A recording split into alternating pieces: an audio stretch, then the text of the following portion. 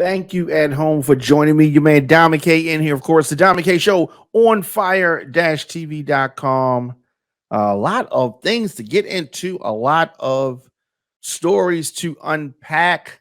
And, as the summer approaches, of course, mayors are doing what they can to bring down violence. And this first story, Baltimore's summer youth curfew takes effect tonight. Mayor Brandon Scott has been talking about this curfew. He's I guess he's excited about it because it's a citywide curfew that's going to last through Labor Day. And of course, many major cities across the country, across the US, have been trying to find ways to combat the spike in violence, and it really goes up during the summertime. And we're going to talk about some other cities and what they're doing a little bit later. Officials here in Baltimore said that the goals are to keep kids safe and, of course, cut down on crime. Now, city residents received a text message and phone calls Friday morning reminding them of the curfew. I'm going to see if I can pull this message up. So we got this message, and I don't know if you can. I don't know if you can see this. Let me see. Can they see this? All right. So let me show you my phone here. And so we got this message here.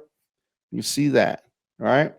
We got this message, and this went out to residents of Baltimore. So we get this message, and the text read, "Reminder: curfew ordinance is in effect from 11 p.m. to 6 a.m. all summer." It also included a link to Be More Summer Information Hub, and it had a list of events and activities for youth. This curfew impacts teenagers 14, 15, and 16 on weekends and holidays from 11 p.m., as I said, to 6 a.m. For those who are 13 and younger, the curfew starts at 9. There are exceptions, of course, including children that's with a parent or guardian, youths that are traveling to or from a job or a city-sponsored event. So how are they going to enforce this? How are they going to make this come together? Now, non-law enforcement city staff are focusing on the Inner Harbor, Fells Point, Federal Hill area, all places that the city covets, all places that the city loves.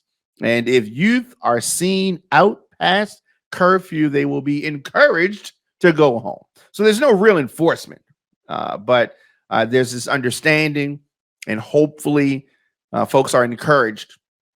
And I do have the option to go to a late night center, either at C.C. Jackson Recreation Center, which is in Park Heights, or the Rida R. Church Community Center, which is on St. Lo Drive. Now, at these centers, young people will be supervised by staff.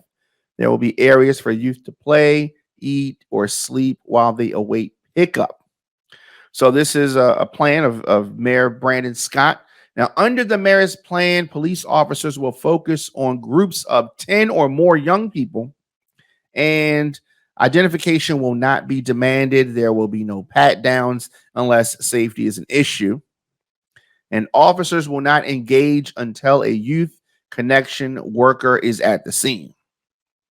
Police are being instructed to verbally command the group to disperse. So they've thought of, I guess, everything that was brought to folks' attention. Things that could go wrong with regards to this curfew. Definitely. So their hearts are in the right places, right? The city obviously wants things to go well. The city obviously wants things to go well, and hopefully everything will go well and won't be any issues, won't be any problems. But many folks that I've talked to are very skeptical about the success rate of this curfew. I definitely think that there should be a curfew. It should always be a curfew. I talk about it all the time. Back when I was a kid, they had the thing that would come on right before the news. It would say it's 11 o'clock. Do you know where your children are? And that was kind of like a benchmark. That was like a benchmark that my parents used. And sometimes that would come on and it was time to go to bed and different things like that. And we're long, far removed from tools like that. But I'm encouraged by this move that City of Baltimore and Brandon Scott is trying to undertake. The Baltimore Summer Youth Curfew goes into effect this weekend.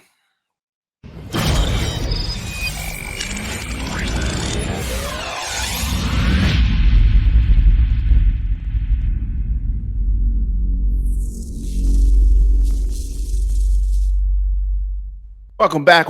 Your man Diamond K in here, of course. The Diamond K Show on ONFIRE-TV.com, ONFIRE-TV.com. So 3 14-year-olds arrested after carjacking and armed robbery. These are some of the reasons that they need the curfew, right? So on the same day that a nighttime curfew for kids takes effect, we have a story like this. Now, in Baltimore, city police say that three of these kids were out committing crimes very early Friday morning. Police said that just before 6 a.m., 3 young people, including one with a gun, carjacked a rideshare driver on East Biddle Street downtown. A 32-year-old male victim said that the suspect took his money and his keys and then drove off in his car. Just minutes later, police were called to report an armed robbery at a 7-Eleven. This one is on the 3600 block of Falls Road. So you have, and they're trying to keep, kids in order, of course. Mother's going to say, not my baby. Yes, your baby. Police said that 3 males entered the 7-Eleven, one armed with a handgun, and announced a robbery. After grabbing money from the clerk, the suspects exited the store, fleeing the location in a vehicle. Investigators were able to track the vehicle, which was later found to be the same vehicle that, of course, was taken from the armed carjacking earlier on Friday. That was on Biddle Street. So it is a 200 block of East Biddle. So the vehicle and the suspects were located at a home on the 1700 block of Appleton Street. So these criminals, not that smart, officers recovered the vehicle and arrested the 3 suspects at the location. The suspects who were arrested were 14 years old. Now, before we even get started on it, it's not like the curfew could have prevented this from happening, but it just points to what we're facing, points to what we're dealing with now. Just because these youth were out doing this, trying to have the curfew, trying to find things for them to do. Some people need tougher. Some people need tougher actions, and there are consequences and repercussions that have to happen. Some people get it. Some people don't. But I definitely commend, like I said, the curfew. It's a start. But this starts out, where were these kids' parents? Who's responsible for these kids? Why are these kids allowed to just roam free? 14 years old. 14 years old.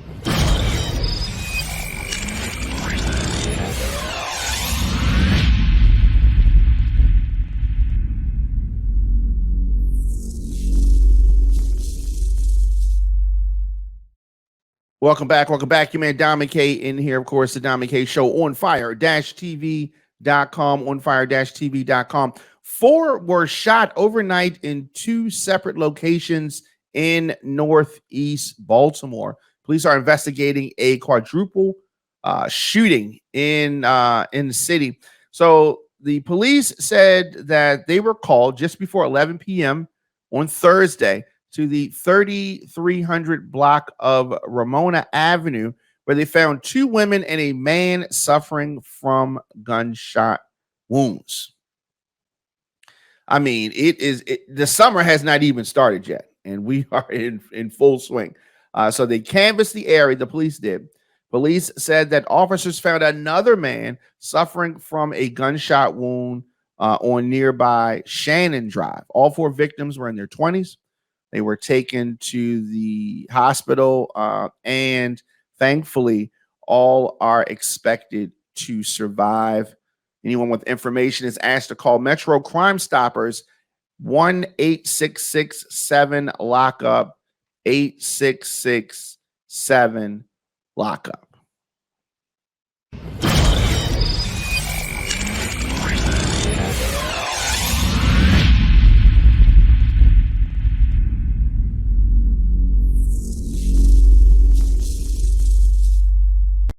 Looking for food that feeds your soul? Hoodfellas Bistro and Catering is your local African-American owned restaurant offering American cuisine. Located across from the courthouse, we offer daily jury specials to reward civic duty. Enjoy our full-service restaurant and fully stocked bar. Dine in, pick up, delivery, and catering. Our themed happy hours feature live music, handcrafted drinks, and weekly specials. Book your private event at hoodfellowsbistrocatering.com. Welcome back. Welcome back. You man Diamond K in here, of course. You need to get in touch with me, djdiamondk@gmail.com, djdiamondk@gmail.com. So in previous stories, we're talking about Baltimore and some of the things that the officials here, mainly the Mayor Brandon Scott, are trying to do to make the city safer, try to employ some strategies to prevent this summer surge, try to have opportunities and activities for kids to do to keep them potentially out of trouble. And of course, as we are entering this warm season, as the summer is upon us, many U.S. cities are actually reporting fewer killings. And they also hope that some of these crime strategies that city officials are undertaking will hopefully prevent a summer surge. So that is the goal. The goal, of course, is a safer city, wherever your city is. Now, this expected bump in violent crime this summer comes every year. So you got the mayors, you got police officials around the U.S. rolling out strategies. These are not foreign strategies. These are very familiar strategies of making officers more visible, engaging with community groups, in some cases, leaning on civilians to enforce the curfews and help keep the peace. This is some of the things that are happening here in Baltimore. We're talking about the curfew that goes into effect Memorial Day weekend. Chicago is among the U.S. cities that are trying some of these strategies, but Chicago specifically is under scrutiny following a mayoral race that focused on public safety. So in response to demands for change, the previous mayor did not do the best that she could do in reducing crime and a host of things. But violence often surges during the summer months. It's hot. People are outside more. There are just more opportunities. So this holiday weekend, will undoubtedly wrap up and the changeover from spring to summer, and it's really going to put more pressure on Mayor Brandon Johnson's new administration to deliver some type of improvement, even if it's a short-term one, along with some kind of long-term strategies that the former union organizer advocated for while campaigning to lead this country's third largest city. You knew that, right? Chicago is the country's third largest city. Now, of course, the mayor is talking about building a coalition. Of course, he says it's going to take everybody, not just the police, not just city government, to ensure that communities can live and thrive in peace and safety. So we're definitely going to be watching. Now, most U.S. cities are reporting fewer homicides. This year is of course is by not at any means perfect, but according to data collected by the Council on Criminal Justice, which created a crime threads working group, this was done in hopes of providing more real-time information on crime. There is a tentative reprieve following spikes that began back in 2020 and began to come down last year. And at this point, it is even better. But there's still a lot of work to do. The totals remain far higher than pre-pandemic reports. But they're definitely cause for serious concern, but it's not for panic. All right. And so some cities that are seeing success, they're generally investing in a balanced approach that includes policing, but also supports community-based approaches. So there is that balance. You have to recognize there is a need for law enforcement, but we also have to emphasize the prevention and intervention in the community. This is very important. Officials in Cleveland, Newark, Philly have announced summer plans that make officers more visible in the communities.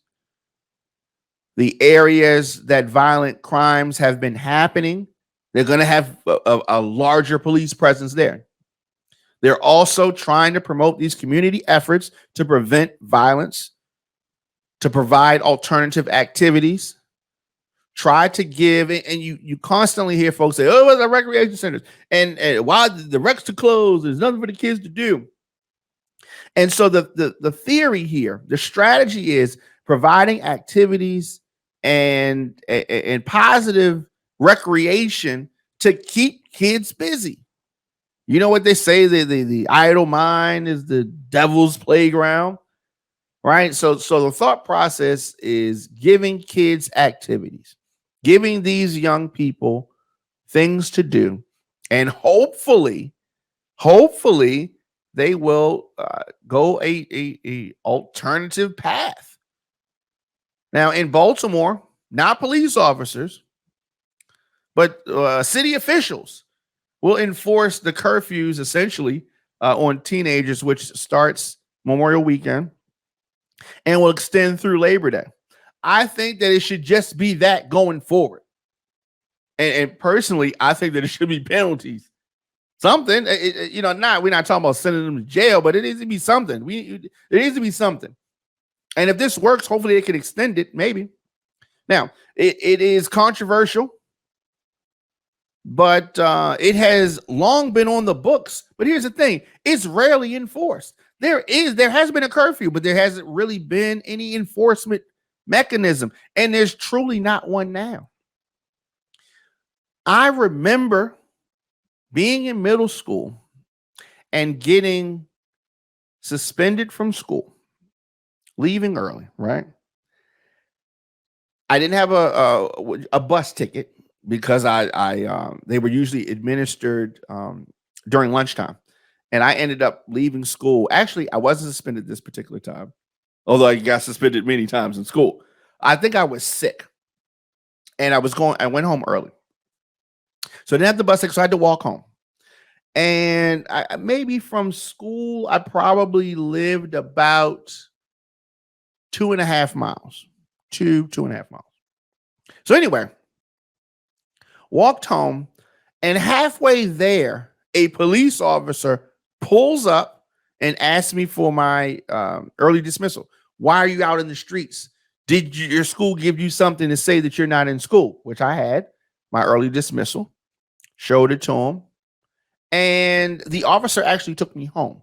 But the point I'm trying to make is this is a time when there was curfews.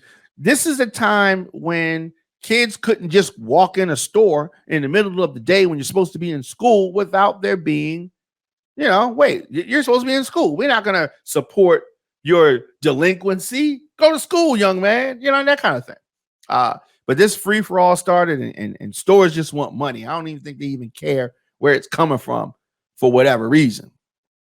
But we need to go back to the old days in this regard. So I do support this summer enforcement of the curfew. I think that the curfew should always be in effect for young people. Now, so we gotta keep in mind that 2 teens were wounded as hundreds of teenagers gathered at the Inner Harbor Sunday night. And I've seen a lot of wild activity at the Inner Harbor over the years. But the shooting that happened in April, which unfolded while officers were trying to break up a fight at the scene, added to the significant spike in youth violence. And this has persisted even as overall shootings and homicides trend downward in the city. But it is still something that has to be constantly looked at, has to be constantly addressed. So according to Mayor Scott's plan, non-law enforcement staff, because they're busy, doing something else, but they're going to approach the children and teens violating the curfew on the weekend and holiday nights. So this is what is being reported in Baltimore. They're going to first encourage the kids to go home, right? That doesn't work. Then the children will be transported to a youth engagement center that provides a supervised environment to hang out. We'll see how that goes. And I think that while I support the curfew, while I absolutely accept the need for the curfew, I think that some of these steps have to be tweaked a bit, but we'll see. Maybe it's going to work out just fine. So I'm not gonna, be a Debbie Downer on it just yet. Now in Detroit, federal prosecutors are expanding efforts to help local police this summer by taking armed carjacking cases and business robberies in high crime areas. So they're really focusing on that, expanding that. So these prosecutors are expanding that. So they really want to help police with regards to these type of cases, even certain gun cases. So you have the feds coming in. So they're really turning up the heat. Okay, federal convictions obviously bring longer sentences. So these in Detroit, these carjackings, these robberies of businesses, these gun cases, the feds in Detroit are going to get involved. So these most dangerous criminals are going to be prosecuted immediately in federal court, according to the U.S. attorney in Detroit.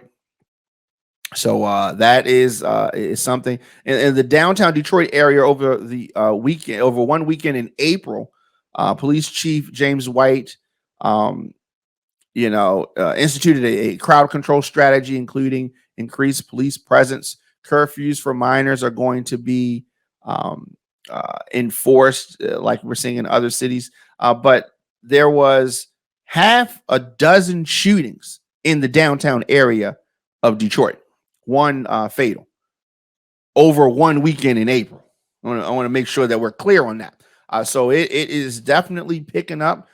Chicago, as there's that pressure. They're definitely approaching Memorial Day weekend, which traditionally we said is a kickoff to the warm weather. Crowds are going to gather, and their potential for crime is there. This intervention work, it definitely takes time for people to see results, but you have to believe in it and you have to go forward with it. And we're definitely going to continue to talk about this. Watch. Hopefully, these cities around the country are successful with their crime prevention strategies. You're watching OnFire-TV.com, featuring news, interviews, and entertainment. Broadcasting from Radio On Fire Studios in Baltimore, Maryland, here's your host, Diamond K. Welcome back. Your man Diamond K in here, of course, the Diamond K Show on OnFire-TV.com, OnFire-TV.com. And so, we've been talking about this. Just I don't know why some folks are so upset. Why do some folks get so upset about things that they may disagree with, right? Somebody else can let them do what they want to do, right? If it doesn't bother you, it's not something that you're being forced to do. Why do folks get so angry? Not sure why. But if you disagree, and a lot of people say and do things that I disagree with, but I'm not going to get all bent out of shape about it. I'm not going to go make threats and I think spend an extraordinary amount of time with negative energy. So at Target, you may have heard Target pulls this Pride collection brand after threats from domestic terrorists. So there were I know we talked, and this is this is not for everybody, obviously. But recently Target dropped this tuck-friendly swimsuit for trans kids. Right? They dropped that. Okay. So this is it's some kind of clothing that they can hide their biological genitals. So this swimwear, along with other items, has seemingly been pulled from stores following the backlash. Now, I definitely can understand that. You want something like that for your kid, and you maybe order from a website or do something like that, but there's some things that should not be carried in every store. I mean, some things you got to order. All right. And okay. So, whatever. Backlash on this particular thing. I don't think that any kid should have that. But if let's say it's the Dwayne Wade family or somebody who supports this journey and they're all in, that just because you support this journey doesn't mean that everything got to be in the store for every kid. Right. So I get that. I don't have any problem with that. But it has also been revealed that Target pulled items from one of the brands involved in the Pride collection following threats from domestic terrorists. Now, we're talking about some T-shirts, right? That's too much. You can have the T-shirts, right? But some stuff might be a bit much for folks, right? So you can have a disagreement. Don't buy it. Don't support the store, right? But why are we threatening folks, right? If you don't like that Target carried this stuff, don't go to Target then. You know what I mean? So this brand that had their items pulled is called Ash and Chess. Ash and Chess. All right, it's a weird name. Anyway, they took to social media to speak about the removal of their items.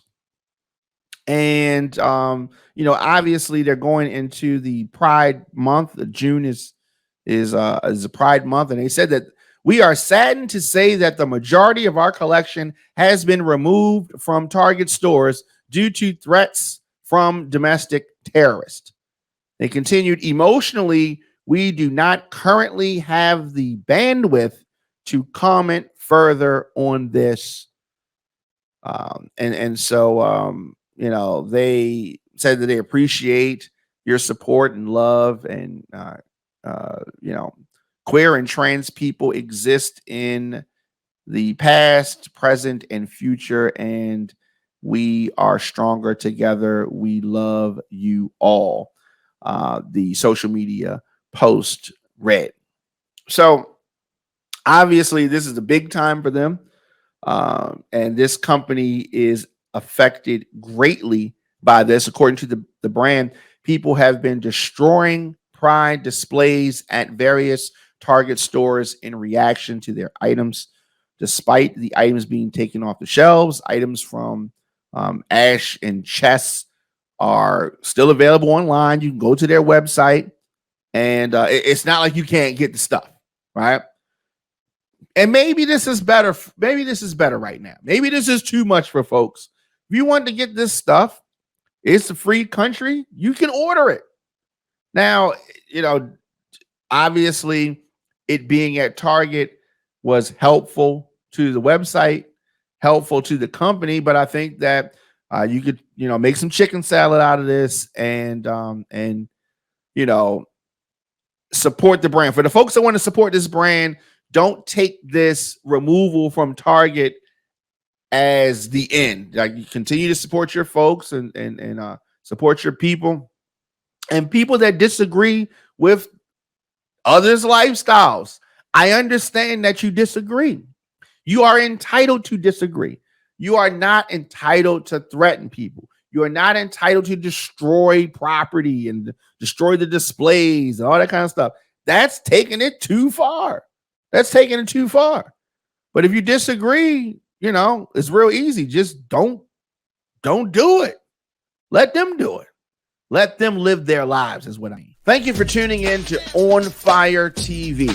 We are a 24-hour independent news and entertainment channel. We produce original movies, documentaries, reality-based shows, and podcasts. On Fire TV is made possible because of viewer and listener support. Go to OnFire-TV.com to become an On Fire Plus member. Your dollars and your support have kept us going, and we are just getting started.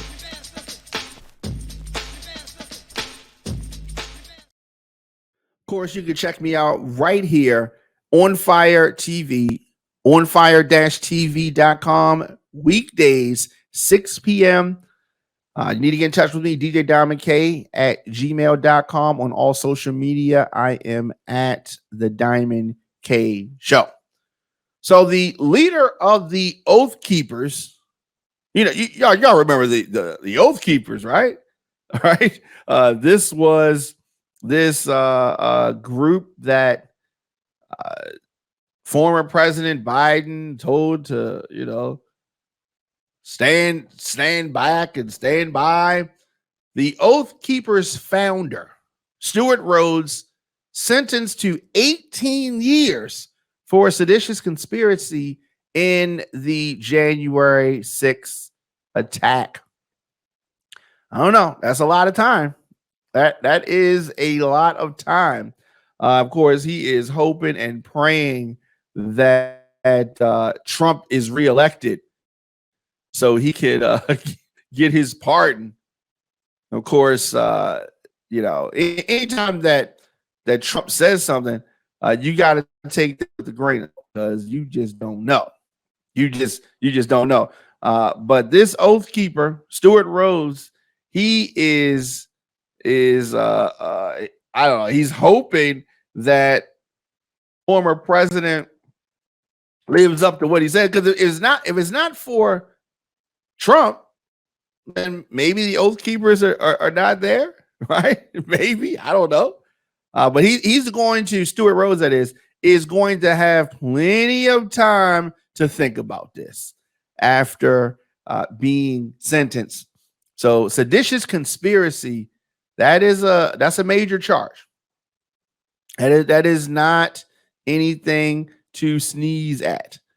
That is a major charge, and it is warranted.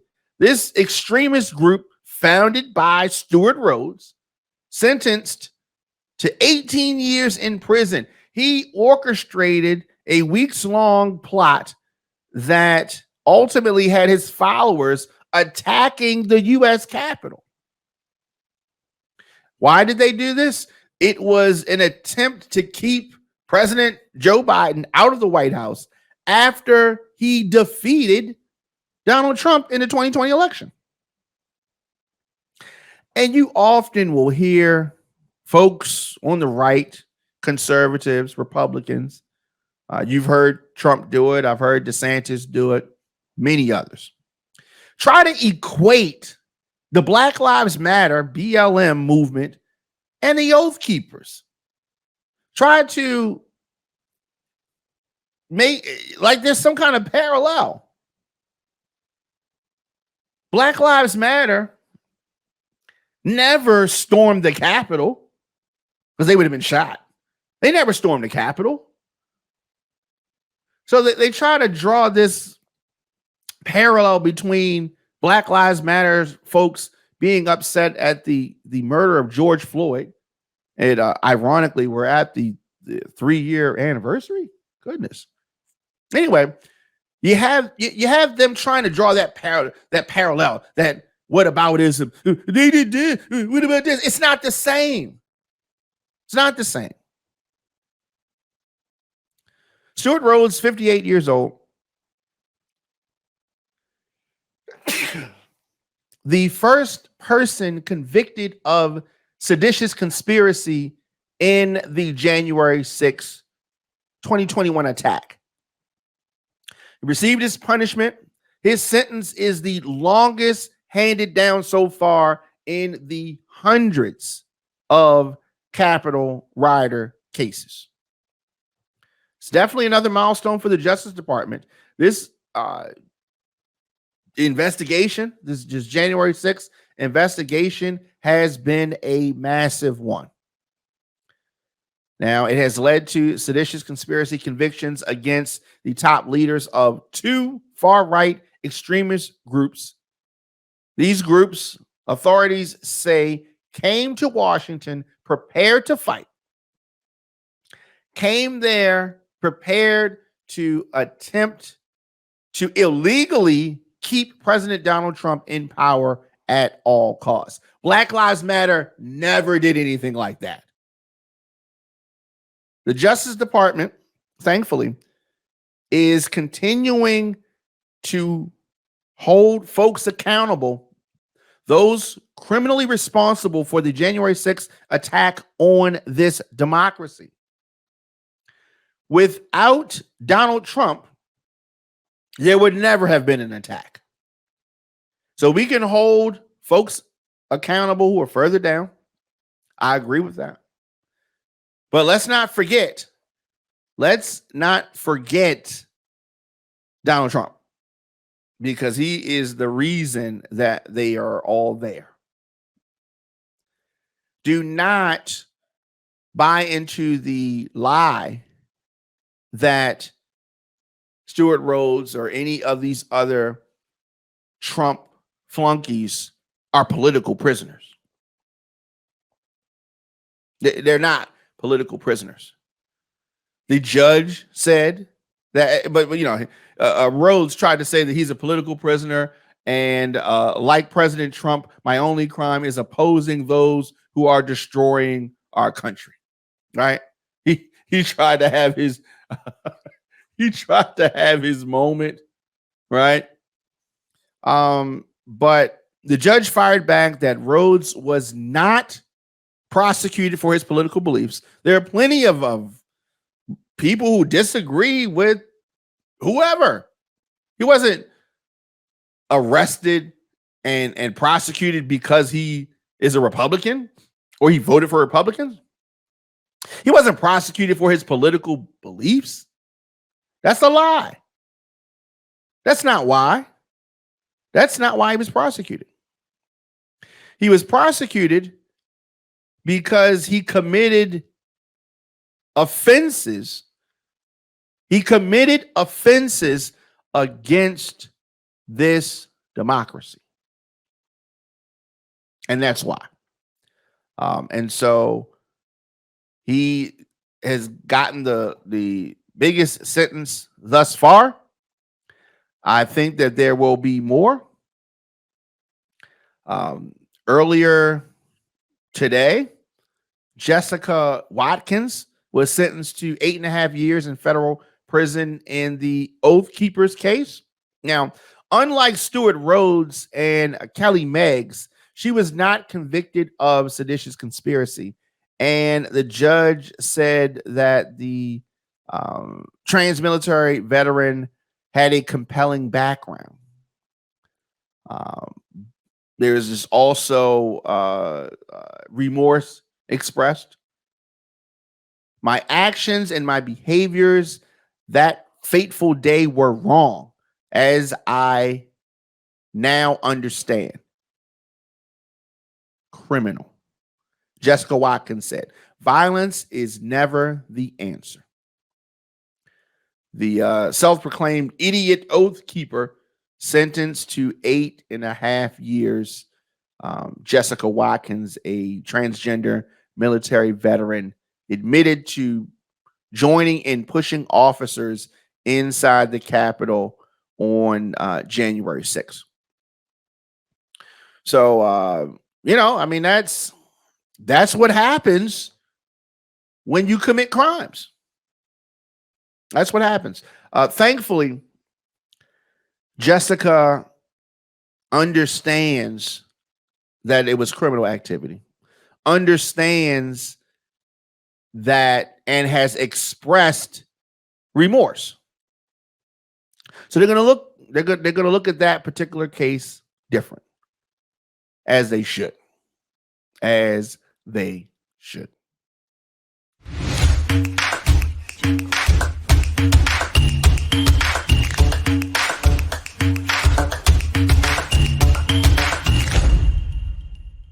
Thank you for tuning in to On Fire TV. We are a 24-hour independent news and entertainment channel. We produce original movies, documentaries, reality-based shows, and podcasts. On Fire TV is made possible because of viewer and listener support. Go to onfire-tv.com to become an On Fire Plus member. Your dollars and your support have kept us going, and we are just getting started. Imagine calling the police. Imagine calling 911 because, obviously you need their help. So you call, and when the police arrive, you, the caller, you are shot when you were the one that called for help. That is the exact story.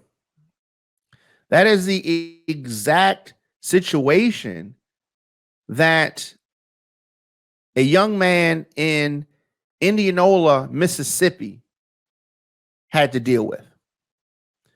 This 11-year-old was shot. Adarian Murray, shot in his home after calling 911 for help. The incident happened when Adarian's mother, Nikayla Murray, asked her child to call 911. Now, the father of one of her other children showed up at the home irate around 4 a.m. on Saturday, last Saturday. Now, once the officer, identified as Greg Capers, arrived at the home, Nikayla says Capers had his gun drawn at the front door and asked those inside the home to come outside. So they did that. And, you think that, you're safe. But as Adarian was coming around the corner of the home into the living room, Officer Capers shot the boy, hitting him in the chest. Going for center mass. That's what they're trained to do. Mother said that once he came around the corner, he got shot. I cannot grasp why, she said. The same cop that told him to come out was the cop that shot him. She said that her son kept saying, "Why did he shoot me? What did I do wrong?" Shot this little boy. Thankfully, he is alive. He was transported to the University of Mississippi Medical Center. He was placed on a ventilator and given a chest tube. His mother said that he suffered a collapsed lung, fractured rib, and a lacerated liver because of the shooting. I'm just glad that this young man is alive. Officer Capers was placed on paid administrative leave while the shooting is being investigated. The Mississippi Bureau of Investigation revealed it is currently assessing this critical incident and gathering evidence. Now, it does not take a rocket scientist to tell you how this is going to go. Of course, the officer is not going to be fired. Of course, it's not going to be anything that's going to happen. They're going to say they're sorry. Being a police officer is dangerous. He wants to go home to his family. He was in fear for his life. At least the kid's alive is what they're going to say. And I am happy that the young man is alive. But goodness gracious, trigger happy. It's the Diamond Case Show. So much going on in the world. You talk about things from the perspective of how it is. DJ Diamond K, sometimes it comes off like you are almost not in support of, but you just accept the way things are and there's no chance of change. Check me out on YouTube. That's the part that I am just like, ONFIRE-TV.com. So it seems like there is a never ending just never ending with these Trump cases. We've talked about many of them. So it's come to our attention that Trump's staff practiced hiding the boxes of classified documents. Yeah. It just never ends with this guy. There were dress rehearsals to hide the classified documents at Mar-a-Lago. I mean, the corruption. Sources indicate that the practice was carried out because Trump did not, of course, no surprise here, Trump did not want to turn over the files. He thinks that they're his files. He thinks that they are his to keep. He did not want to turn over files to Jack Smith, who is the special counsel examining the handling of these documents.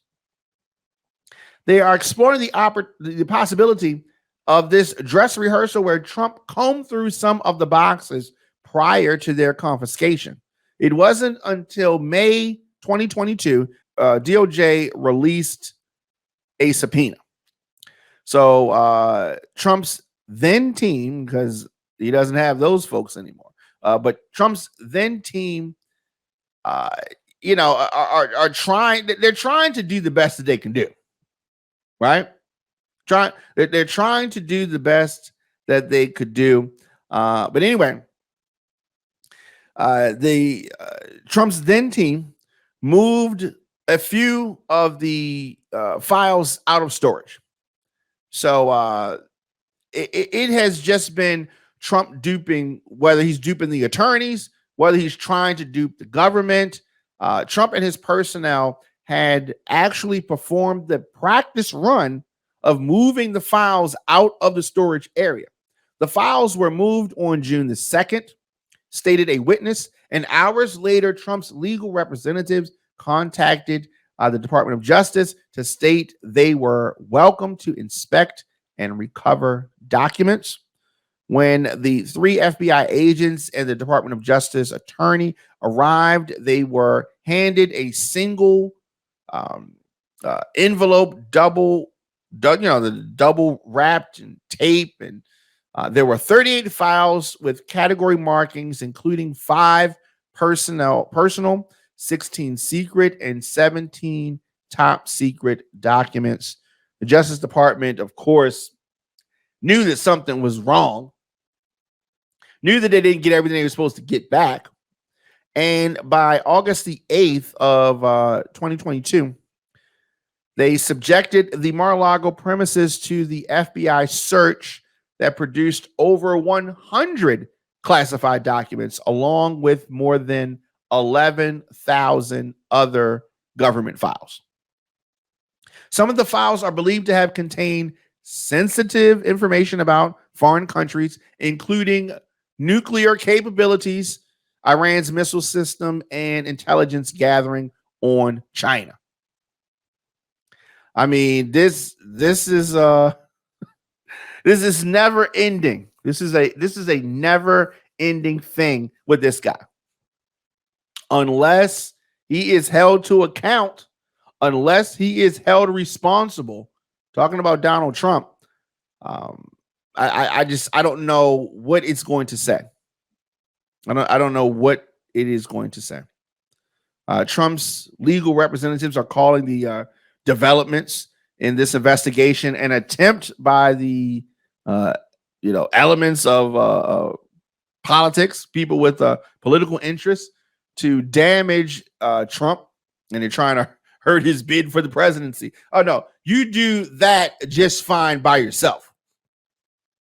And so you have this dress rehearsal, you have this moving of the documents, which could potentially be obstruction of justice. Potentially. This is a serious thing, and this someone, Donald Trump, that never takes anything serious.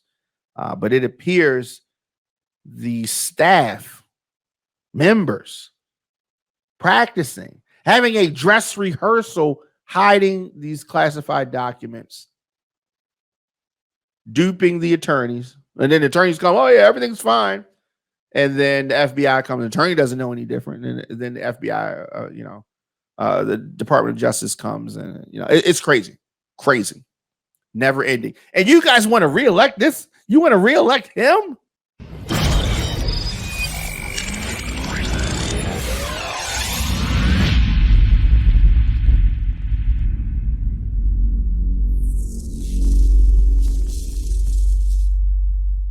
Timbaland talking about R. Kelly. He's been getting some backlash.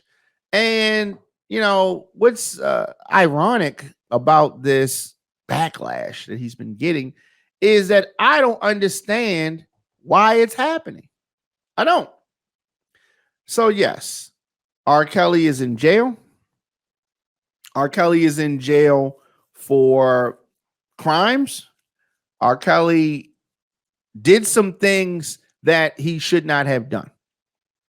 R. Kelly was allowed and enabled to commit crimes. No surprise. Folks knew about this. Folks knew about this for years. But it also is a fact that R. Kelly is one of the most talented musicians that we've ever seen. He is the king of R&B. And just because he's arrested and in jail probably for the rest of his life does not mean that he's still not the king of R&B. Who has a better resume of songs? What male artist has a better resume of songs than R. Kelly? If R. Kelly or like we said, Michael Jackson passed away, doesn't mean he's still not the king. His resume is his resume. But Timbaland is getting this backlash after he spoke about R. Kelly, saying that the singer is still the king of R&B even after his conviction for these sex crimes across several states. He was on Shannon Sharp's Club Shay Shay podcast. Timbaland spoke about R. Kelly and said that people should separate the crimes from the artist's body of work. Now, I understand that that's hard for some folks to do. I understand that many people have been victims of sex abuse, and they are pushing off these feelings of what they may have gone through or somebody that they love have gone through, and they can't objectively look at the person who committed the crimes against them, and they're looking at anybody else the same way. But yes, R. Kelly is a criminal. He is convicted of horrible acts. But does that mean that he was still not good at his job? Do we just make somebody the king that we just like? Because we like him, so he's the king now. No.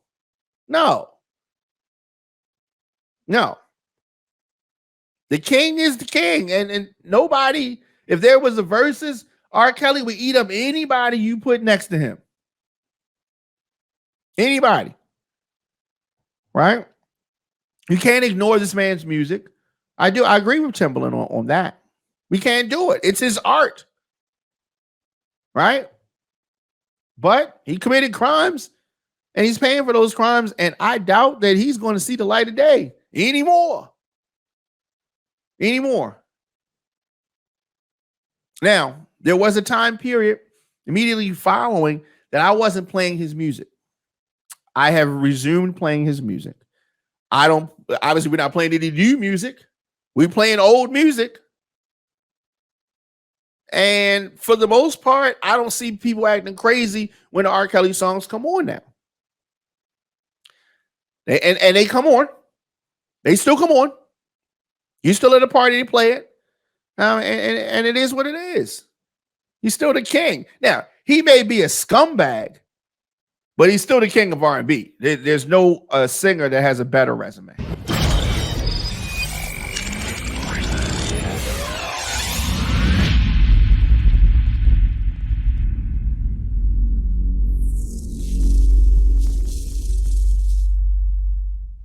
Now, before we get out of here, I wanted to talk about this case. This was a strange case in many regards. So, rapper Flo Rida has agreed to support packages for his disabled son. This child support, this support that he's going to pay, it's nearly $500,000 per year. Now, nearly $500,000 per year. Now, when we first posted this, and the Insider reported this, and when we first posted this information on social media at the Diamond K Show, there was a lot of questions. Many people saying he got that kind of money. Like, how's he going to do that? Right. So this massive child support package is for his only son. There was a hearing in New York City yesterday. So it's a combination of monthly and annual payments. And under this agreement, his ex-girlfriend, Alexis Adams, that's the mother. He has to pay $14,000 per month and $2,212 per month in health insurance for his 6-year-old son, his disabled son. Now, his son was recently injured after a 5-story fall. 5 stories. The young man fell. Now, this is interesting. I haven't seen many cases like this. So he's ordered to pay a setup of $300,000. This is in an escrow account. That's for his son's needs. All right. So that escrow account there, right? Now, the account must be replenished annually, right? So this $300 lump sum is at every year expense. So it has to be replenished annually. And then in addition to that, topping the package is a one-time $188,000 payment that the rapper was told to wire Adams, his son's mother, immediately to compensate her for outstanding expenses. These expenses include school for the young man. So she's got an excellent attorney. Now, Flo Rida is a multimillionaire. All right. Flo Rida is a multimillionaire. I know some of you saying, wait a minute. That song, Low, was a long time ago, right? Right? And you're saying, how does he have this kind of money? Well, I'm going to tell you, and as frequently is the case with many folks, the source of his income is not, the main source is not music. The main source is not music. And so they made this settlement before they went to trial. And if they had gone to trial, he would have lost. He would have lost. So what's happening is that the mother is saying, oh, I had to resort to go to Medicaid after Flo Rida failed to pay health insurance and medical bills following this fall. And that may be true. I don't doubt her on that. Now, the young man, a 6-year-old, was born neurologically disabled. After this fall, he had a shattered pelvis, fractures in his left foot, and internal bleeding, all from this very sad fall. And like I said, it's 5 stories. So since then, the Adams, the son's mother, alleged that the rapper has remained behind in payments, that he stopped paying medical insurance for the son after his March 4th accidental fall from a 5th floor window of their apartment in Jersey City. So, I mean, wow, right? Wow. So, anyway, I said that folks have been asking, how can Flo Rida afford to pay that kind of money? Flo Rida's finances are just fine. In January, he was awarded $82.6 million from the energy drink company Celsius, courtesy of a Florida jury.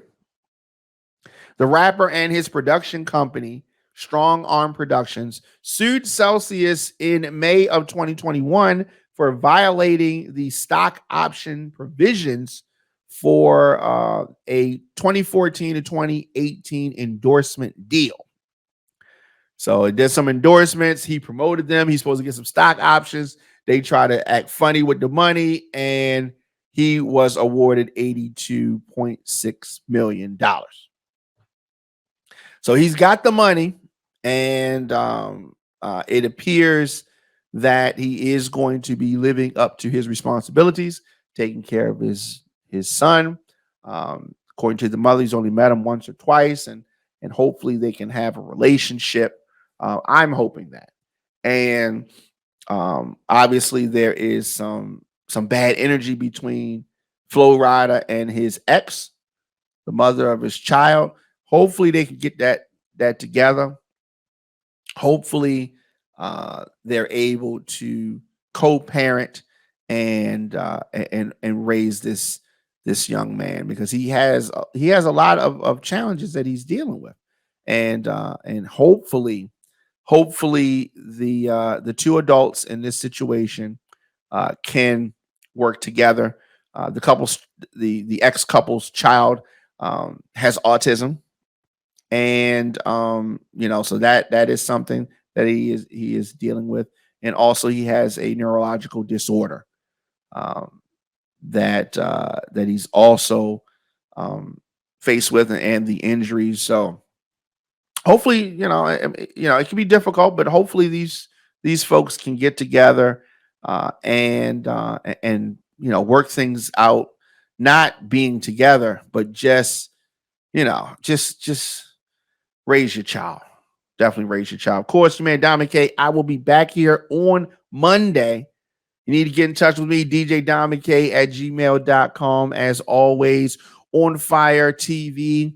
Here we are a 24/7 digital platform for news, opinion, and conversation. We can't do this without your help, right? Of course, supporters, visit onfire-tv.com.